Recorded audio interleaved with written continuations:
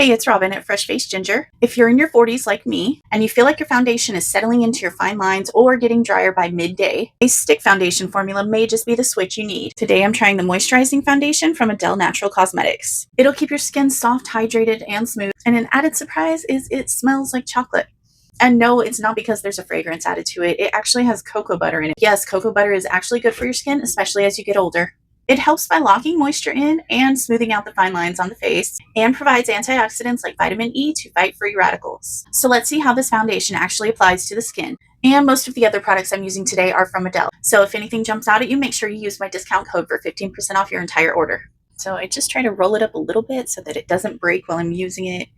And then I just start by putting it on all the places on my face where maybe I need the most coverage or the most color correction. I have also seen where people will take a brush and pick up product with a brush and then put it on their face that way. You could try it that way too.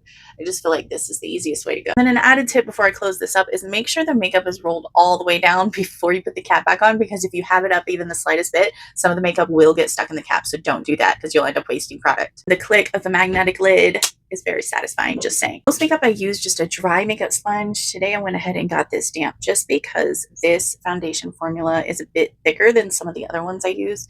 And so I do want to shear it out a little bit. I also want it to blend in really well and be seamless. I don't like a heavier foundation application as it is, just because that's my preference. So if you want a heavier application or you need more coverage, maybe go with a dry sponge. And if you want to shear it out a little bit like I'm doing, then go for the damp sponge. And just keep going and blending, and you see how quickly and easily that's blending into my skin.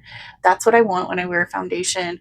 I want it to be easy to blend. I want it to just kind of melt into the skin and not even look like makeup, just look like really great skin. Get a little bit closer just so you can see how the makeup looks on my skin before I put anything else on. And then when I put makeup on the under eye area, I prefer to just dip my ring finger in the product and then apply it directly like this, where I'm just kind of tapping it into my skin with my ring finger, because I feel like it's the most gentle way to handle the under eye area, but also you can get the product exactly where you want it, and it blends out really well that way, and you can put more on any areas that maybe need a little more coverage. And then I do the same with the upper eyelid, where I'm just trying to get some product on my finger and tap it into the upper eyelid. And I do that, I'll put some of my makeup on there, some of my foundation on there, and then put powder on top as an eyeshadow base. And when you create a base for your eyeshadow like this, you'll notice that you won't have to use as much eyeshadow because the color pigment will come through really well. Your eyeshadow will go on really smooth. It won't get any creases in it. It'll last really long throughout the day as well. And because there's a lot of movement around on that skin around the eyes, just from blinking and everything else, facial expression, all of that, I try to set it with a little bit of powder just so you won't get that creasing with the makeup, and everything will be really smooth and it looks really nice, and it just keeps it lasting all day. That's probably the only place on my face that I really use powder. And I want to use a little bit of contour under the cheekbones, and I also use some on the jawline. I haven't really talked about what I've been using for contour because I don't particularly like this product, but I'm just using it because it's what I've got. I'm actually looking for something else, so when I find something I like better than this, I'll let you know. And I do like to use a little bit of a cream bronzer kind of on the neck and on the décolleté area down to the neckline of my shirt. And again, I don't really love the product I'm using right now. I'm trying to find something else, but I just use like a cream bronzer that kind of has a red undertone to it because it'll work for me as far as giving me a little more color without making me look too orangey. I really prefer to do my eyebrows off camera just because they frustrate me so much. I just feel like the eyebrows take forever and they're a lot of maintenance, and I probably need to do a video just on eyebrows so you can see exactly what I mean. Okay, did the eyebrows off camera because they were annoying me. Now I'm doing a little eyeshadow.